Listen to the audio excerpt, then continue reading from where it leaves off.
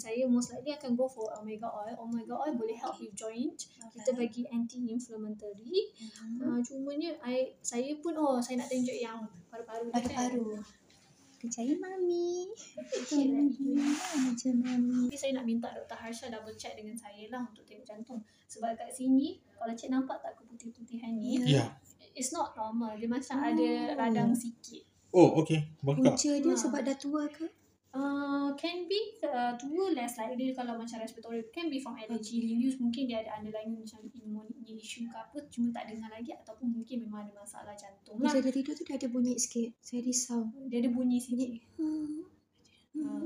So kalau macam tu punya cases, usually saya dengan Dr. Harsha akan check lah ProBNP untuk check jantung. So ProBNP dia macam apa yang dia detect adalah heart protein.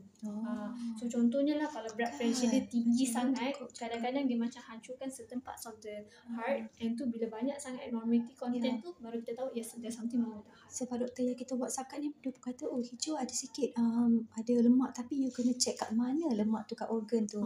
Tapi kita takut dekat jantung tu. Kenapa doktor lemak tu? Lemak ni kadang-kadang bila a cat pernah jadi overweight, sometimes boleh lah lemak. Dia walaupun kecil dulu dia montel juga lah kan. Dia bulat sikit aja. Again, heart issue is something yang very difficult untuk detect. Usually symptom akan tunjuk bila dia more than 4 years old, and cats are very good at hiding diseases. Alright.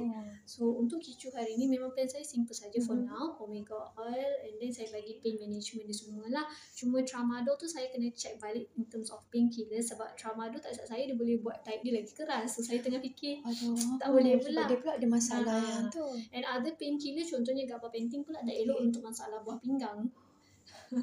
So there's a lot of things I have to take into consideration. Saya bagi, sebab tu saya berani bagi anti-inflammatory sahaja dulu, dan non-steroidal omega oil. Yang itu untuk dia punya bengkak tu.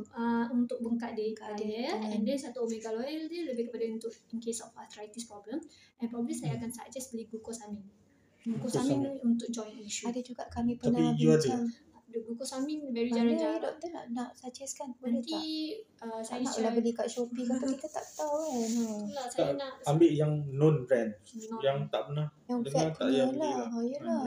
Saya cuba tanya around what is the best glucosamine yang boleh bagi for cats lah.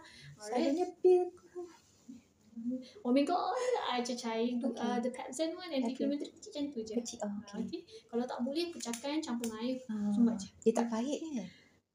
Setakat saya pernah makan, okey je. Tapi yang the second interpretation memang saya minta Dr. Harsha tengok lah.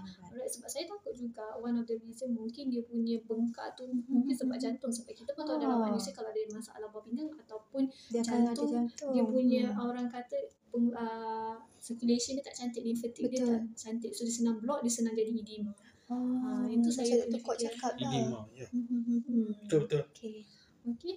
So a lot of things is going on here, but I'll try to tackle one by one. Sebab kalau saya push a lot of everything, your cat is not that young, so I'm really afraid lah. Alright. So heavy pula.